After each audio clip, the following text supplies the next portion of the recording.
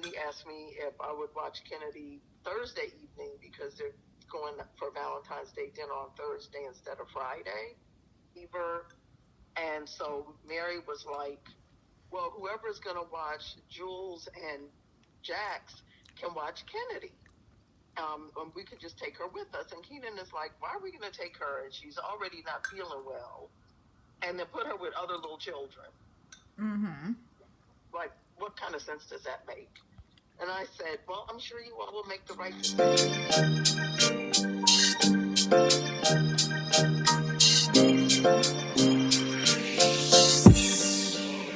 So then last night he texted me because I thought the game was at 2. Today we're talking with the founder of VisuWall about her unique approach to ad tech. First though, let's dive into the broader ad tech industry. Absolutely. I mean, we now talk about things like algorithms, right? We're looking at data analytics, things that we didn't talk about in the past. So when you think about ads now, they're far more personalized. And so companies who are really looking to target a certain demographic have to think creatively about how they deliver authentic brand messaging. Yeah, totally agree. And I think one of the more fascinating things is when you do a Google search and then you start realizing that pair of Gucci shoes I was looking at is now popping up on Facebook, kind of stalkerish. And some people even joke or think that they actually say something on their phone and then those type of advertisements pop up. So it's very interesting to see like how advertisements have become very ingrained in our day-to-day lives. But it is effective. I mean, let's think about it for a second and let's unpack this. If you are Googling, let's say, for example, those proverbial Gucci shoes and you see it on the side, you're more likely to click that ad, to go to that website and buy them. So they're definitely getting the return on that investment. I mean, I am totally guilty of it. I've definitely searched for something and then a few days later bought it because it popped back up. Absolutely, absolutely. And the thing that's really interesting, it's not just on the Facebooks, it's also on the Instagram, it's on YouTube, it's on any digital platform. You really can get these personalized ads that are really delivered directly to you. Yeah, so it's one of those things you just love and hate, right? Absolutely. Next up, we'll have everyone doing a double take at those display screens when they're walking around. So keep it locked right here with CultureBanx Game Changer.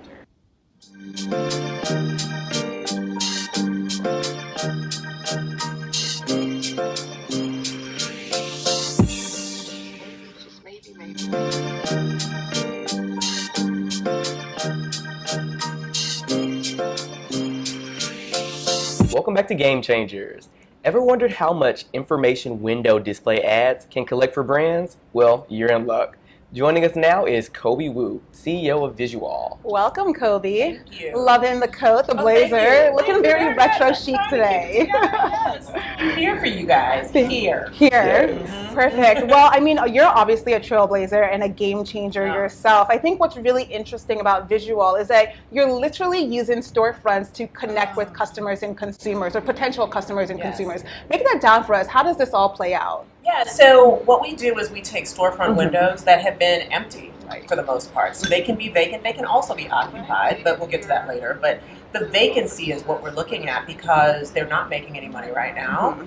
They are typically in really great locations, high trafficked areas, especially if you're walking around New York City, you can totally see that right now. And we just take a moment to say, hey, we can optimize those windows with some revenue that is going to make a difference for the landlord and also is in the right pocket and the budget parameters for advertisers. That's awesome.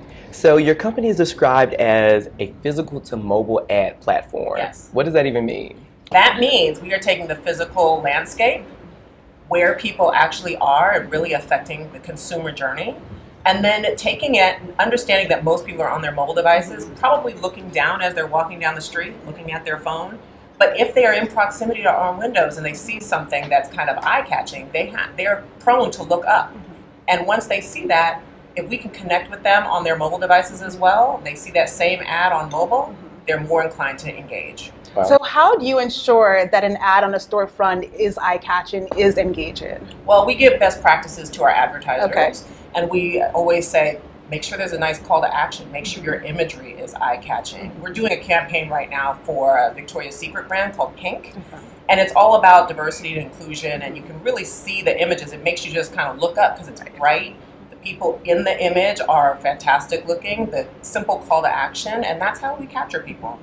It's really neat. So you once said that some people think that you can get funding simply by sketching on the back of a napkin. Is that what you did? No, that's not how it went down over here. think as a founder in today's world, it's really intense. There's a lot of new startups that are happening, especially amongst people of color, which is awesome. Right.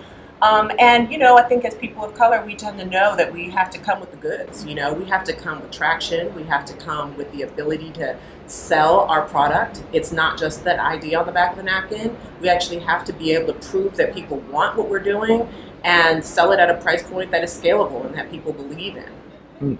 The juice of VisuWall. So we have a computer vision sensor in every window that's counting the number of people walking by and telling us how long people are engaging, if they're even looking, and who, through certain biometrics, we're able to discern like who's looking. A male, a female, their approximate age, you know, even if they're smiling, happy, sad, or neutral. And it really gives advertisers a robust idea of how people are responding to a campaign. So, you know, those analytics are exactly what advertisers don't have in traditional out of home. And so what we looked at is the landscape of digital advertising and brought that to the streets. Really neat. So you didn't start in the ad space. How did you get your start and how did you break into this? Who was your first client? Well, it's an interesting, you know, meld of my whole history. So I used to be in the music business. I used to know a lot of people in, you know, on the back end. I'm not a musician. I can't sing or dance or do any of that. Me either. I absolutely knew a few people that helped me move my career along. And I eventually transitioned into marketing and advertising, specifically working with brands and celebrities and trying to bridge the relationship on how they connect.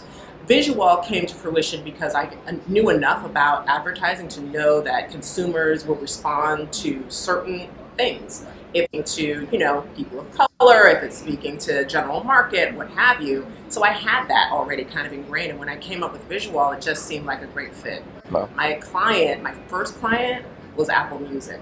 So pretty impressive. Yeah. Okay, bravo to you. Thank you. But, you know, back to the music DNA, it all kind of made sense, right? My first campaign is with a big technology company in the music game. Awesome. Well, we've got more coming up next with Kobi right after this, so stick with us on CultureBanx Game Changers.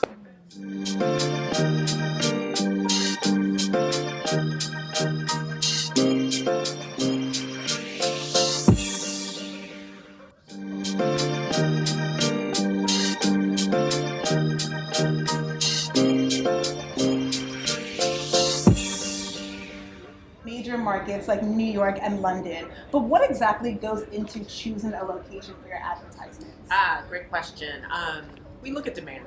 We look at the demand. I mean, there's obviously a lot of real estate all over the world, but we want to make sure that we are optimizing properly. So, you know, we look at like where people are asking for locations first, and it's usually like New York, Los Angeles, London is a question, Chicago, Miami. So we'll be going after those markets and looking for Chicago and Miami in 2020. And, you know, continuing to build from there.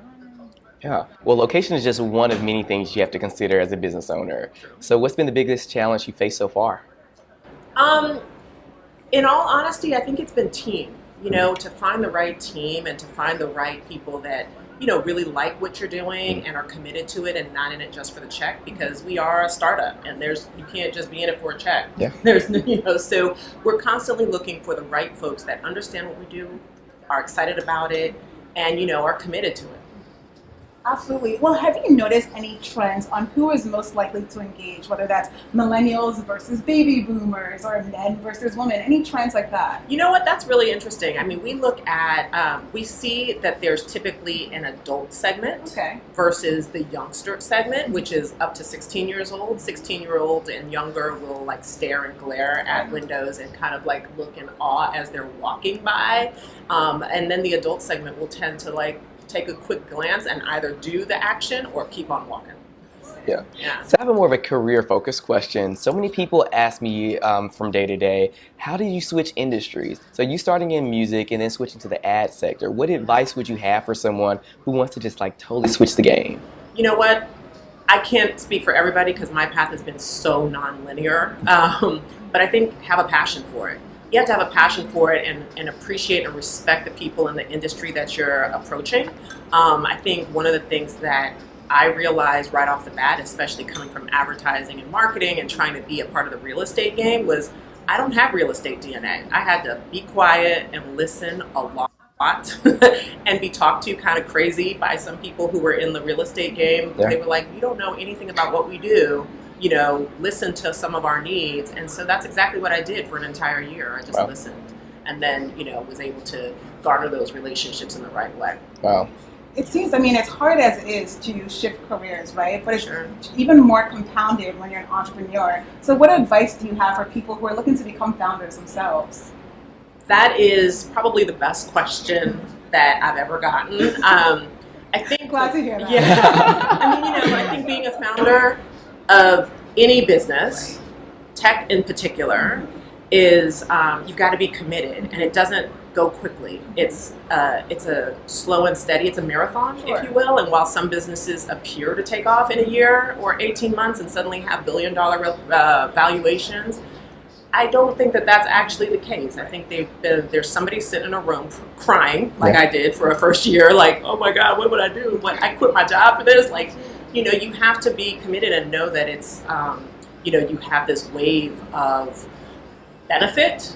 Yes, you are the founder, and also a lot of lows, like, oh my gosh, I don't have the cash flow this month. So what are you going to do? And you have to be able to temper that throughout the whole process, every day. Absolutely. I completely agree. Well, thanks for joining us, Kobi Wu, CEO of VisuWall. And stick around for some entrepreneur advice on Game Changers next.